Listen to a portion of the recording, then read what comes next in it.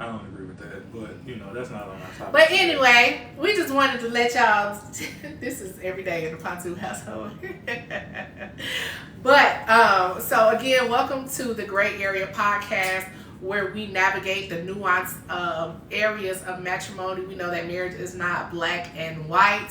And so we share with you, we let you peek inside our relationship to see how we do life in the gray, for the purpose of creating a vulnerable space to talk about the tough issues of dating and marriage, so that hopefully some strategies that have worked for us will work for you. And so today, last week we talked about communication. We had a great, robust conversation. Watch that video if you've not watched it. Remember, when you watch our replays, be sure to put hashtag Life in the Gray in the comments so we know that you stopped in. Mm-hmm. And so tonight we are talking about this idea of growing apart and what that looks like, and some strategies to help you bridge the gap. So y'all know I'm an English teacher, so words matter to me, and so I wanted to come with a definition of what I'm talking about, what we're talking about when we're talking about growing apart, right? And so what I feel like growing apart, and if there's anything you want to add, babe, feel free to add it. But I feel like when you've grown apart, then that couple is no longer experiencing a satisfaction from the emotional intimacy that a couple should share. And that lack of emotional intimacy is due to prolonged and persistent physical and emotional distance. So because we have not, or because we've been experiencing distance, whether physically or emotionally, for a prolonged and persistent time frame, it has produced in me, it has produced in the couple this missing emotional intimacy piece. So either I'm not getting that emotional intimacy from you, or I no longer desire it, right? Because I don't trust that you're going to give it to me. I don't trust that you're going to be around long enough. I don't trust that you're a stable source of it, so I no longer seek it. And so that becomes dangerous, because then you start to seek it from other places. Mm-hmm. And it ain't always necessarily, with your significant other. It could be something in you that you need to work on. A lot of times we project some of the things that we don't even know are inside of us emotionally. So we project those things onto our spouse, and like she said, like, I don't trust you, but really I don't trust myself.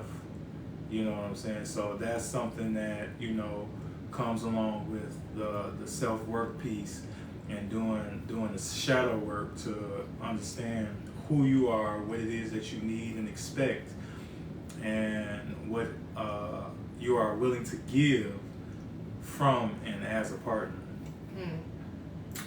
So some emotions that are attached to this idea of growing apart that one or more of the partners may experience could be frustration, resentment, loneliness, rejection, abandonment, anger, fear, bitterness, insecurity, jealousy. All of the negative emotions that you can think of can be attached to this idea of growing apart. And so, like I said, this really hit home for me when I was thinking about preparing it, because I feel like 2019, when we experienced some physical distance, I feel like my abandonment issues were triggered. And I didn't even know I had abandonment issues, because no one in my mind had left me.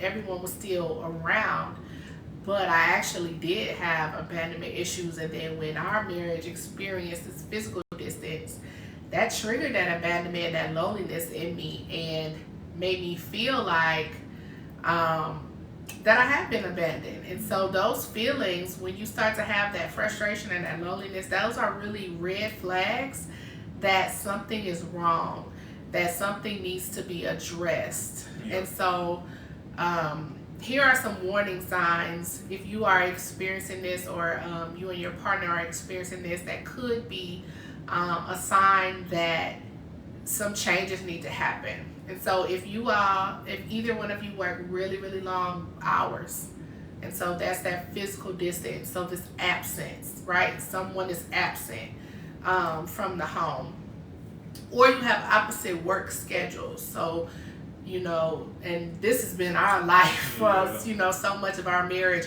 I'm leaving out the door, you're coming in, I'm going to work, you going to sleep, I'm going to sleep, you going to work, kind of thing, where you're never usually on the same page with each other. And then you get to your weekends and they're packed full of all the things that you didn't get to do during the week. And so sometimes, or just rest, what I'm saying? One somebody might just want to rest. Absolutely. Not do anything with your partner, your spouse want to get out and get some air and spend some quality time, and you tired and you're not able to fully be present if you do go out, so that creates resentment and the frustration, so it's a balancing act, so to speak. You know what I'm saying? Because you always balancing time versus, like I heard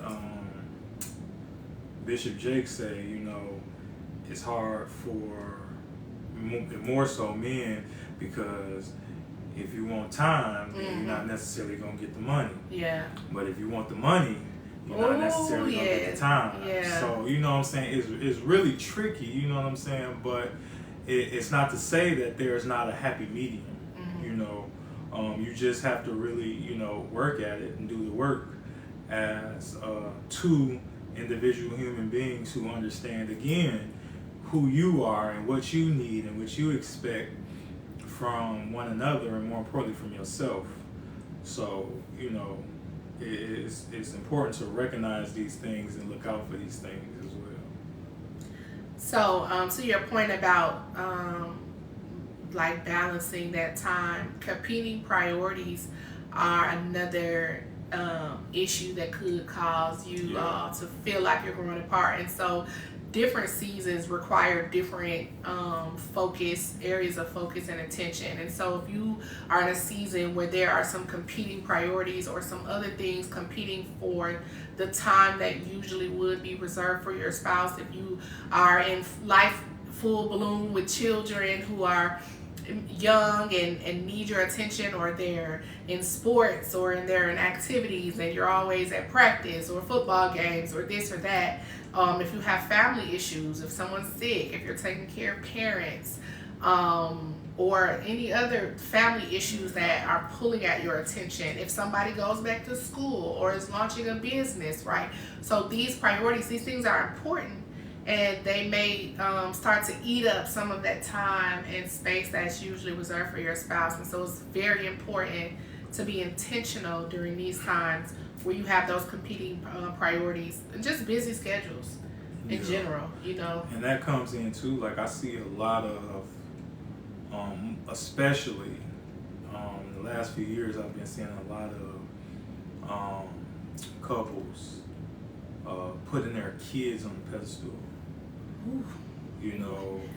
That will definitely put a strain on your marriage and your relationship, because first the order is God, husband and wife, not God, kid, husband, wife, whatever. It's God, husband and wife, then your children. So, because if you think about it, if we ain't on the same page, it's going to trickle down to our kids, and that's going to disrupt them.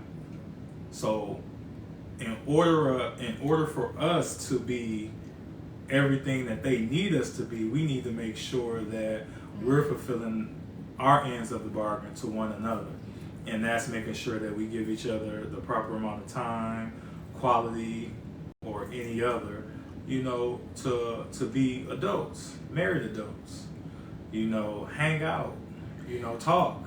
We ain't there yet. I'm just, Well, you skipping ahead to the strategies. I'm just We saying. still on the warning signs. Yeah, okay. I need you to stay. You done went to the parenting. I said, oh, he gonna go there tonight. We gonna talk about parenting. Oh, he went there, y'all. He said, stop putting y'all kids on the pedestal. Ooh, Lord. Boring routines, right? So if you are in full bloom and you have kids and you have school and you have work and you have business, and you can get into a routine. Routines are healthy and they're helpful, but they can be boring. And routines can lead to a rut. And what you don't want is a rut. You want the routine to be working for you and helping you to balance your time and to create those spaces and opportunity for you to connect with your spouse.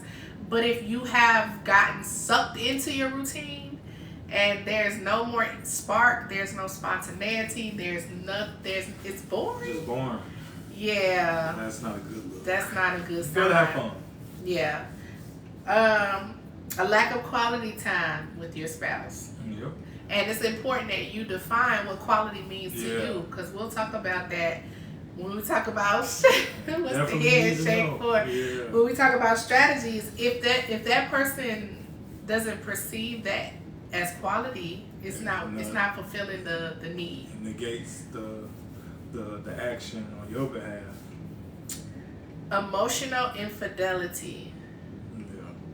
So having an emotional affair absolutely will lead to growing apart or feeling like you've grown apart from your spouse. And so we talked about, I think episode 1, I shared how I, had that inappropriate relationship with my ex, and that was a form of emotional infidelity. Anytime that you're experiencing a level of intimacy with the opposite sex that's reserved for your partner, that is an emotional affair.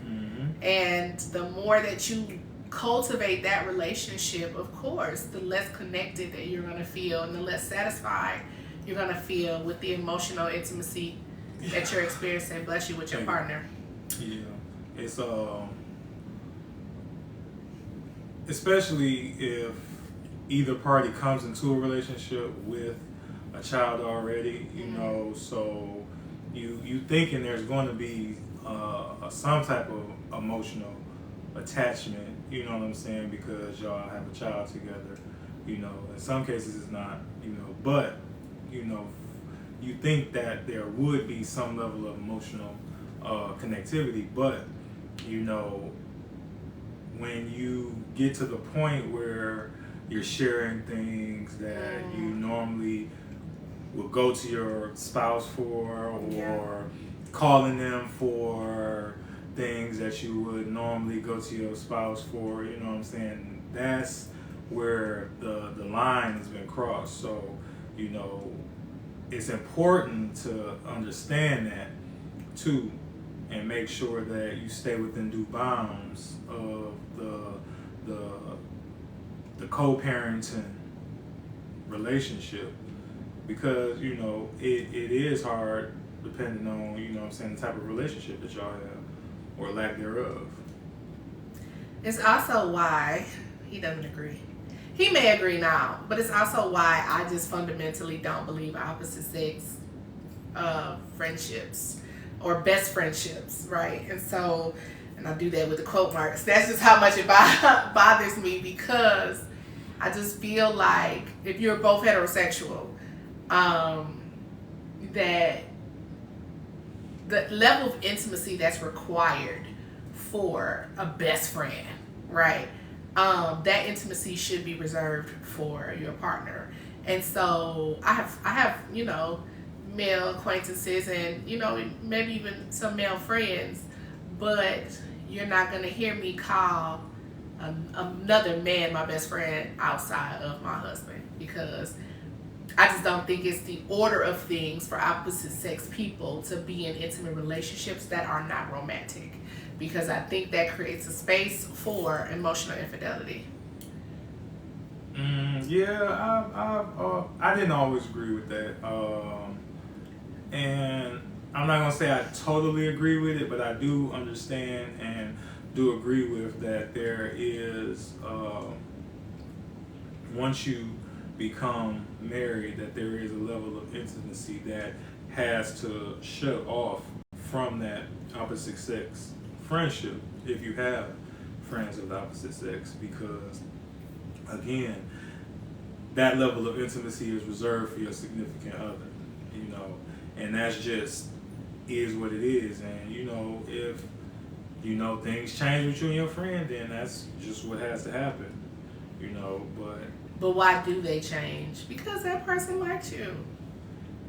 Well, I mean, if it changes, you mean like I ain't gonna say if they start acting funny, that person likes you. Or they could just feel like they just don't understand because I don't think they may not understand because they haven't reached that level of connectivity with another person. That's, you know what I'm saying. I need you to go find you a man, sis. Leave mine alone. So yeah. All right, unresolved conflict. So we experienced this. So if there's conflict, She liked to tussle. if there's conflict in your marriage, and then you all are tiptoeing around it, you're not talking about it, you're shoving it under the rug, you're pretending like it's not there, you're stuffing it down, you're stifling your feelings, that is going to cause you to feel like you are growing apart. Because how are you emotionally intimate with somebody who you have conflict with, you got beef with? You beefed out with me, but you won't talk about it. And so how do you come to me and be naked and be vulnerable? You can't. And I think we talked about this last episode too, like even if it's just, hey, we need to talk, and they tell you, well, yeah, we do, but I don't feel like talking right now. That's fine. That's some type of resolution to the conversation that y'all had or the conflict that y'all had. You just put the pin in it until everybody's head is level. But just like, I got this issue and this is how I feel, or this is how I feel, and just walking away with it unresolved, that's not going to end well. And then one thing that I told her early on when we got married is, like, we're never going to bed angry with one another. So we've done good at practicing that, but you know, sometimes. Well, for me, I don't go to bed angry. That's just me. I make sure I'm not angry. Yeah, and you be sure like, well, I'm straight. I could be pissed off. But he's not angry. I'm not angry. I'm going to bed angry. Unmet expectations. We definitely experienced that. Yes, we did. Yes, we did. And Lord. A part of it too, with the unmet expectations, is knowing exactly what they expect, and knowing exactly if you have that to give. So that's good. Again, there's a communication piece that needs to be had. This is what I expect. Yes. This is where I'm at and what I can give. And I believe once we both started to communicate like that, instead of in our head, this is what I expect, and just expecting them to know what we want and what we're expecting of them, is wild. That's wild. It's wild. It's wild. And I was the guiltiest one. Like, for a long time, I felt like he should just know. We're terrible with that. Like, we want our men to read our minds, and it is so unfair. Wait. What?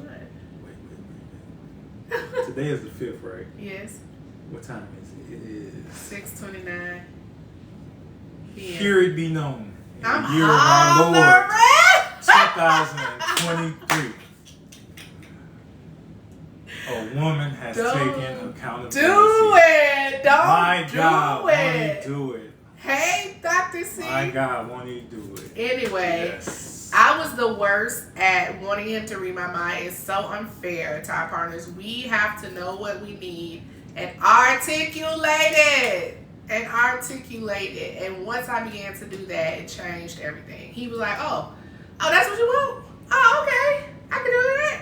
And it was so simple. And I was sitting there like with egg on my face because my therapist was like, did you tell him that? And I'm like, no, he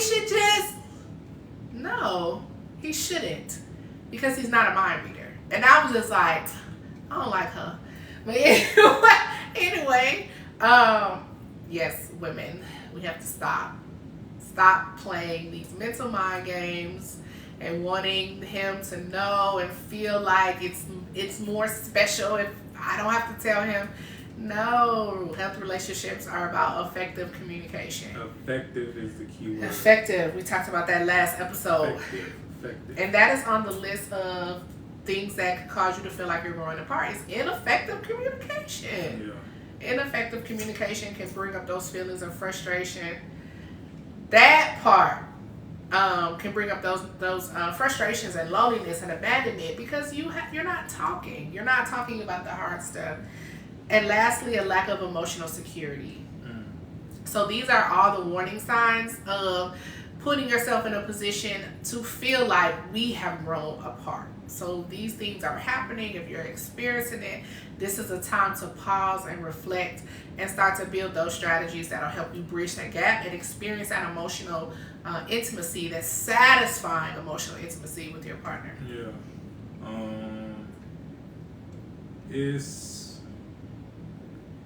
I believe that people know when, you know what I'm saying, something's not right. You know what I'm saying? You just feel it, men and women. You know, you just don't have a label for it. You don't know what the root is. You don't know exactly what it is. But, you know, that's where different strategies come in now to kind of help you navigate, you know what I'm saying, man, what is going on with us? Why are we, you know what I'm saying, she's speaking Chinese, I'm speaking Mandarin, like, what is the issue? Like, now we go into strategies to help you, okay, this is what we need to do. This is how we bridge that gap to get back to a level space and a healthy area so we can continue to grow and solidify our relationship even more. So one of the strategies is, of course, prayer.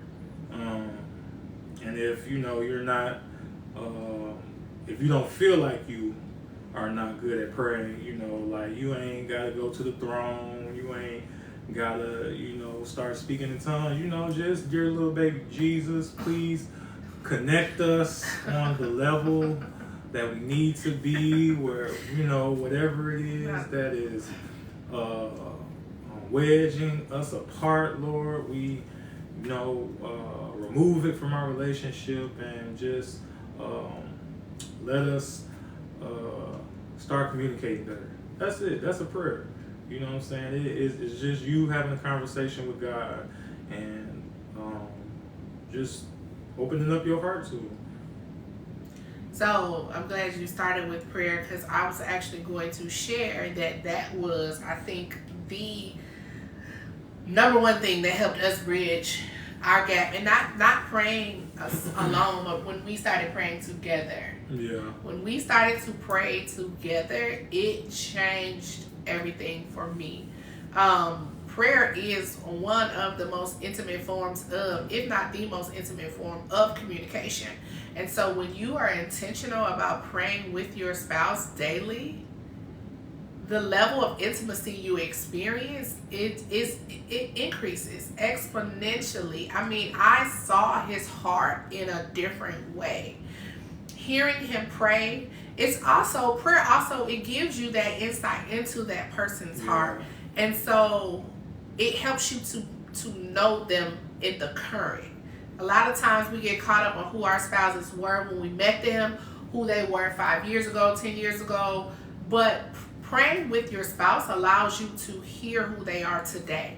Right now in this moment, you get to hear their fears, you get to hear their dreams, and these are all the things that relationship gurus tell you to talk about. They tell you, be vulnerable, have conversations, talk about your future, your wishes, your goals, your dreams, your fears.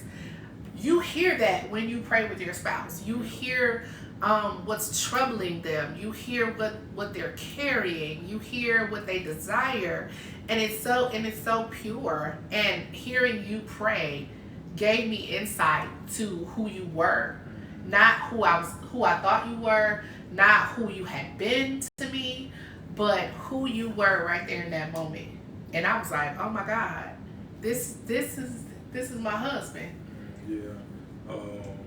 It definitely took us to another level, and I think that helps the person who struggles more with communication to get better with communication, because when you start communicating first to God, then it's easier to come to your spouse and say, hey, I've been feeling like this lately, or this has been on my mind, you know what I'm saying? Those things begin to shift for you in your communication, because, you just start opening up your heart to God, and,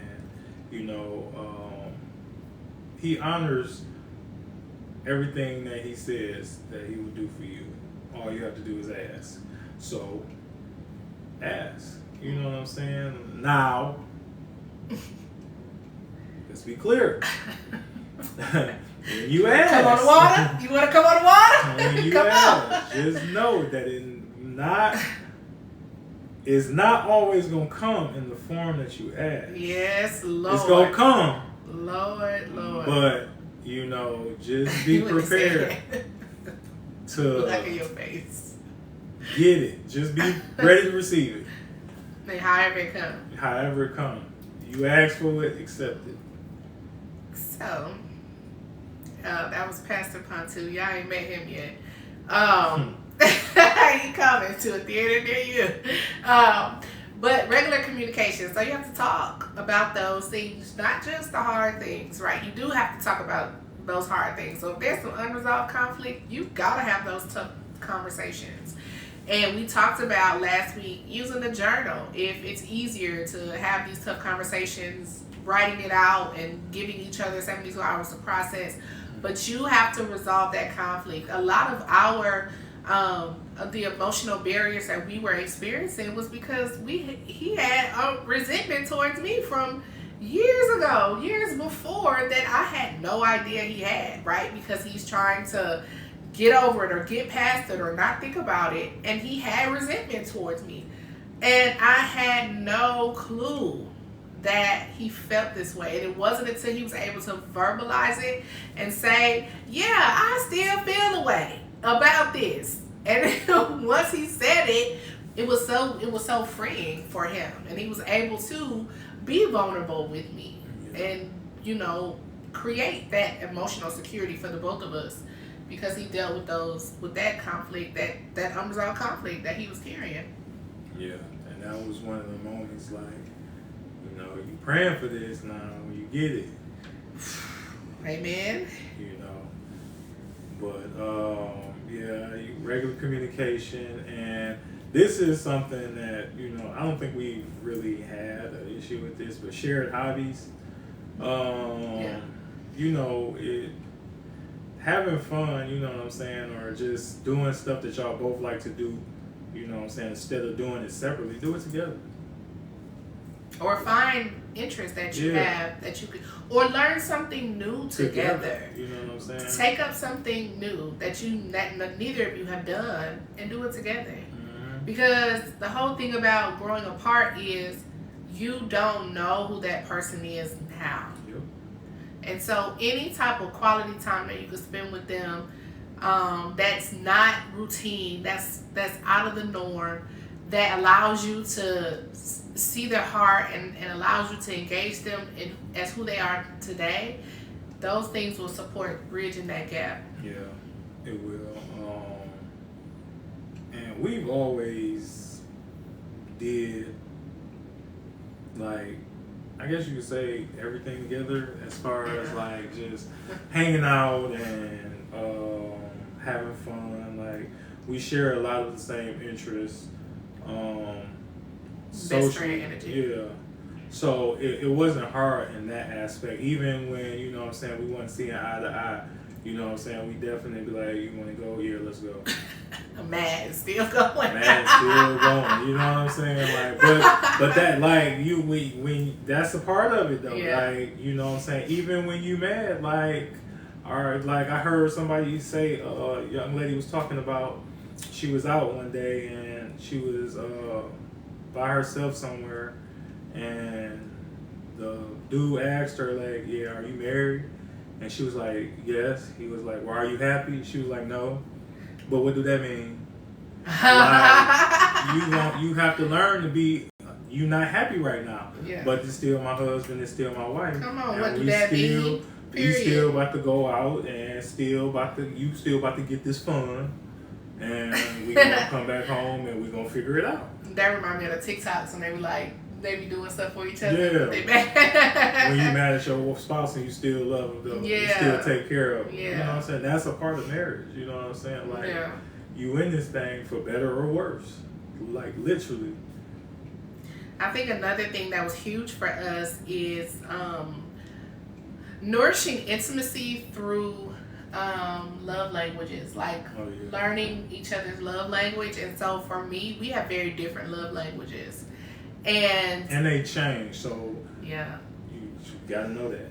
Yeah, and that's important for you to know what is filling you right now. Mm-hmm. And so I use an analogy with him because he was loving me in his love languages, right? And I told him, I said, I have this bucket, right? And this bucket is empty. And this bucket, I need you to fill this love bucket, right? And so these are the only things that's going to fill this love bucket. The things that I receive as love according to my love languages. And so he was giving me all this stuff and he was doing all these things because that was his language. And I'm like, but they're not going in the bucket. So you got a whole big old puddle around this bucket of all this stuff that you're doing. But there's nothing in my bucket.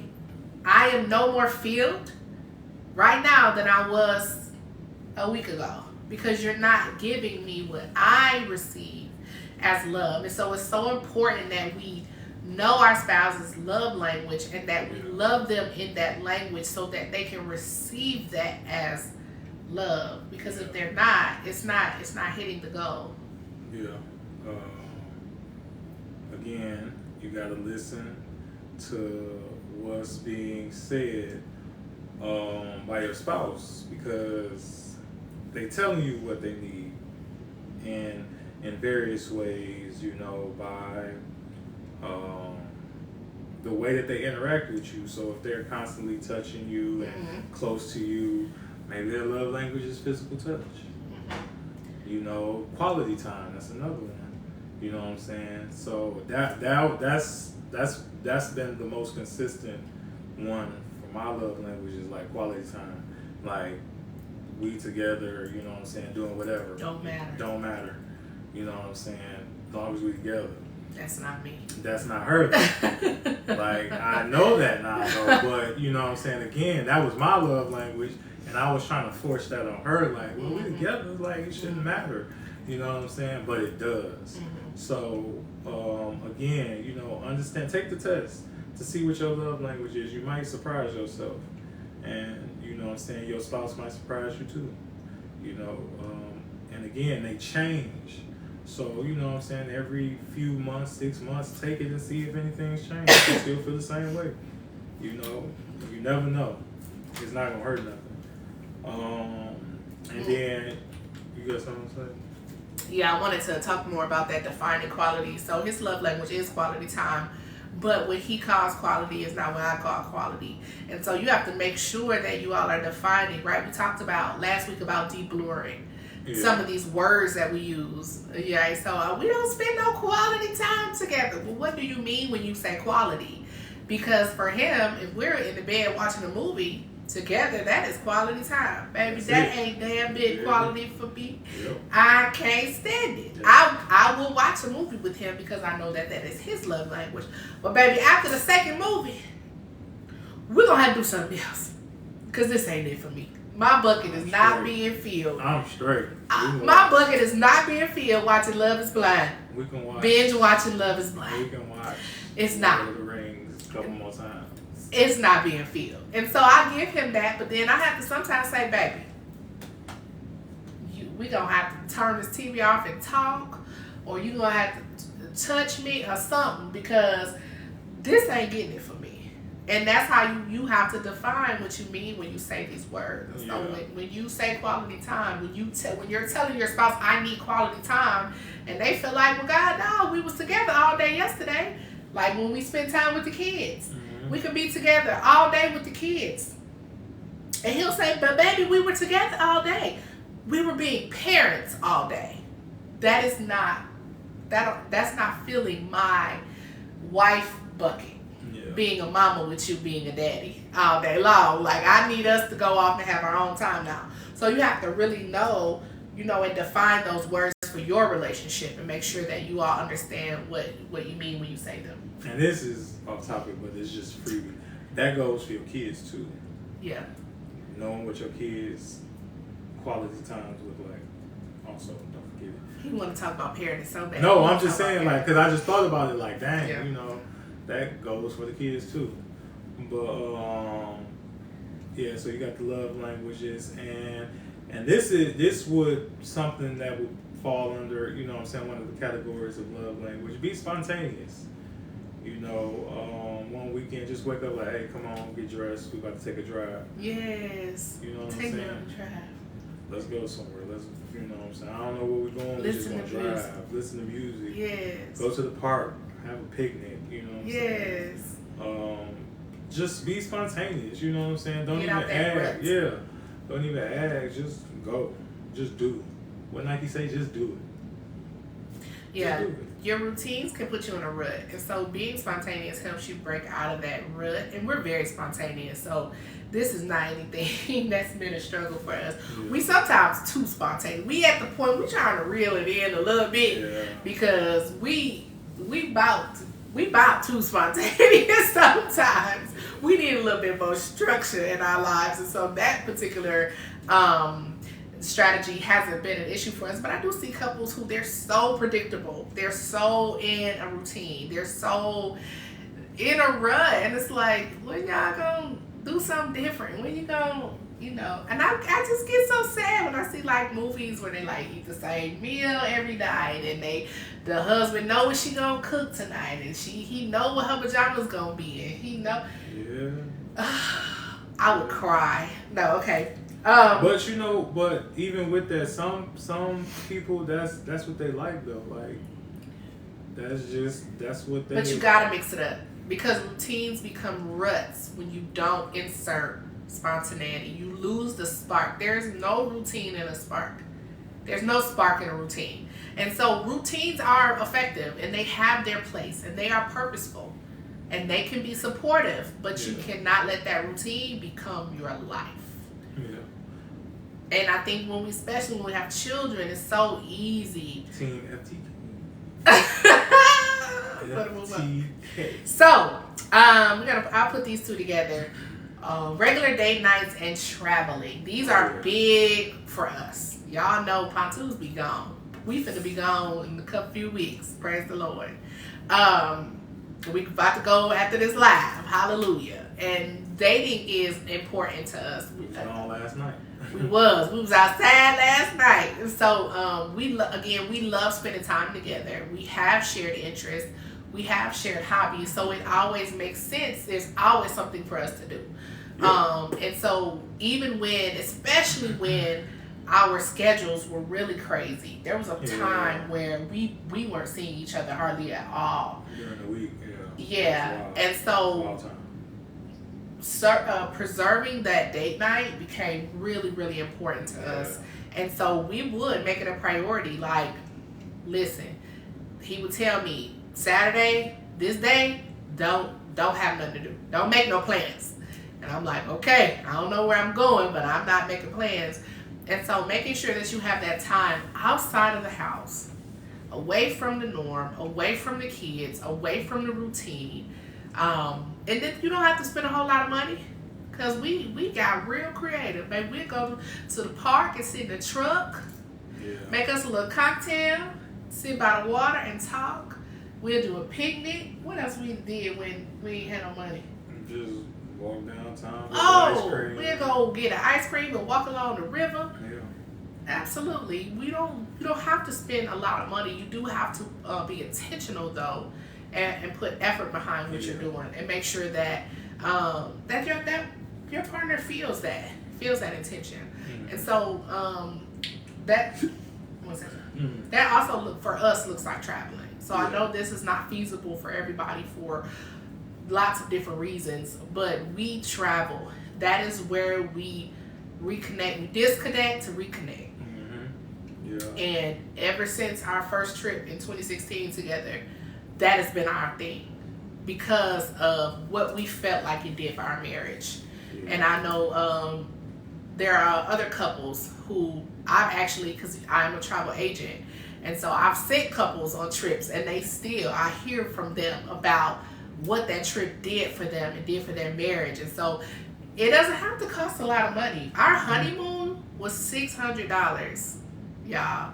When we got married, we didn't have no money at all. And we got married at our church with a few people. We didn't have no receipt. Baby, you could go get this cake and this punch.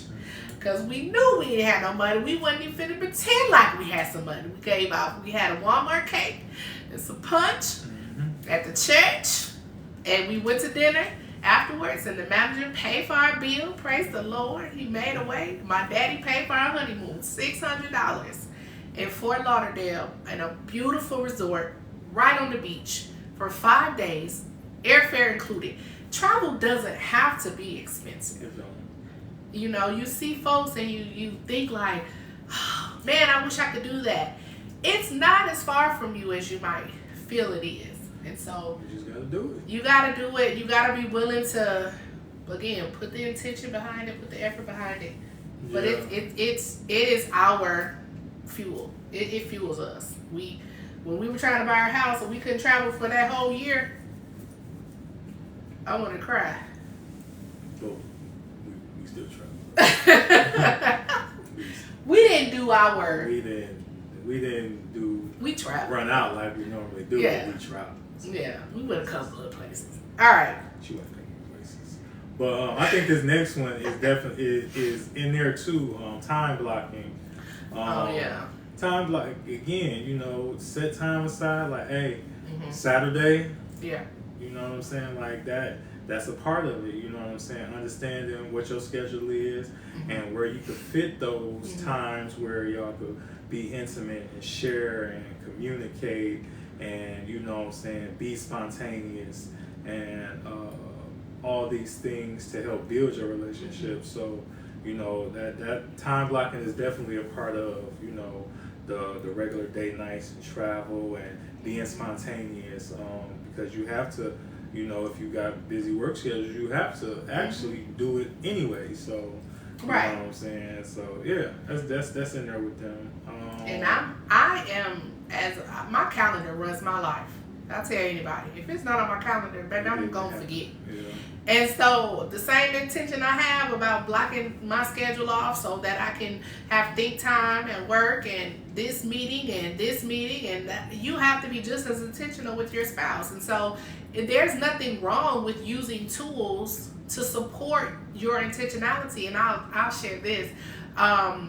We were in marriage counseling, a marriage counseling session, and the idea came up for him to set a timer to what? To tell me you love me and to touch me or to affirm me. My love language is words of affirmation, and he was having trouble affirming me as much as I needed it and wanted it. And so she told him to set a timer. And he felt like, you know, why would I need to set a timer? If I have to set if I gotta set a timer, I can't remember. It I was remember around like, conversation. if I gotta set a timer to do this, then it doesn't feel sincere and genuine. And she challenged them to push back, and it was like, or, you know, the fact that you care so much about giving your wife what she needs, that you're willing to like go the extra step to make sure that you do it, shows how much this matters to you. And I was just like, yeah. And so sometimes it's just about reframing. Sometimes it's just about getting out of our own way and thinking about something new and different in a way that we never had before. Yeah. And so if you have to schedule, again, don't make it a rut now, but if you have to schedule time with your partner in your calendar to make sure that it happens every now and again, do it. Do it. Just do it. This, again, we talked about this, learning something new together. We already talked about that. And then, you know, in life, there is nothing on this earth that is, nothing living on this earth that is not evolving. Keep learning your partner.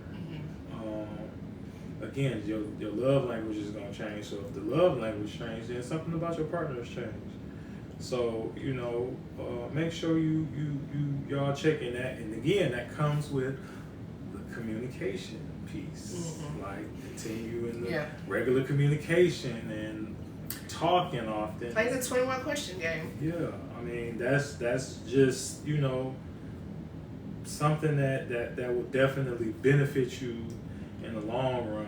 Is, you know, anything that is communication based between you and your partner, it is a help. Even if it's, you know what I'm saying, something tough or something that you are uncomfortable doing. That's when you're uncomfortable, that's when you're growing. You know, when you feel like, ooh, I don't like this kind of weird, you know what I'm saying? It's stretching you to go somewhere different. It's stretching you to elevate you, you know what I'm saying? So keep doing that.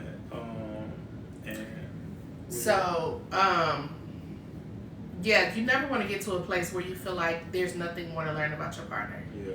Sometimes we're with our partner for so long and we've grown up together, and I've been knowing him since he was such and such. I know everything about that man. I know everything about her.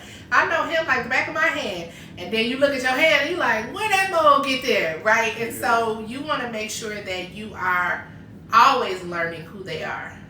Because when you engage them as if they're that same person and they have grown, then that's going to cause emotional distance because you don't even know me, you know. And so, play little games. Ask each other questions. What's your favorite color still blue? Maybe it ain't. Maybe he like brown now. You know, make sure that you are doing the work to continue to know who they are now and not just who they've always been to you. Because I ain't going to say that.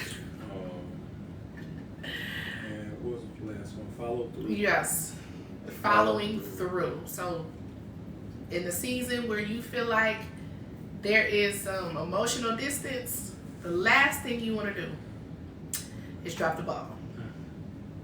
Is be someone who's not dependable, who is somebody who can't be, whose word is not their bond. You have to follow through. Don't start something that you're not going to continue, that you won't finish. Don't say, oh, we're going to start date night every week, and you don't. Or we're going to start having lunch together. Or we're going to do family dinner. Or we're going to pray together every morning. And you start it, and y'all go 3 days strong, and you fall off.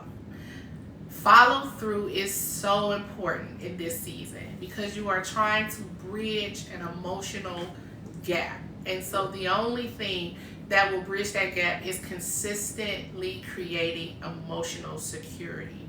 And disappointment and not following through is the best way to ruin emotional security. Yeah.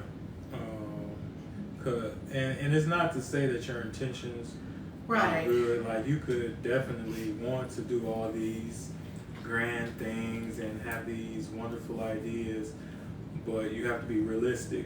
You have to be honest with yourself first and honest about how far you can stretch yourself. and before you start to suggest something or before you start something, like really take a look at it, like, can I continue this? Can I keep this up?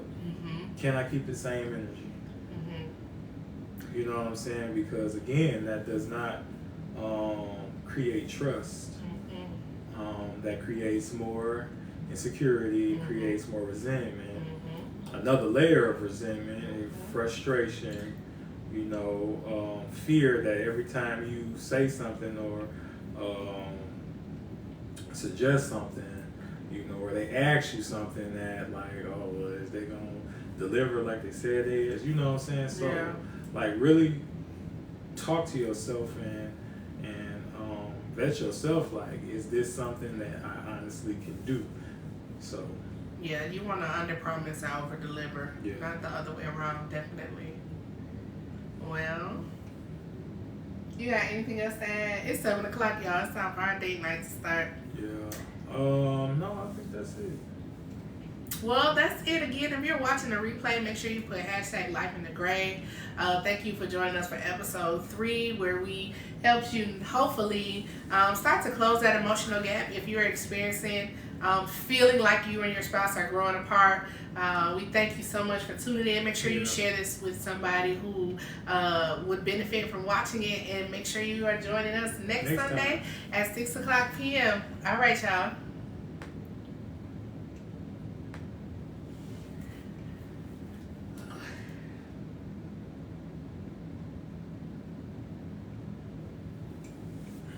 I want to get a picture of this phone.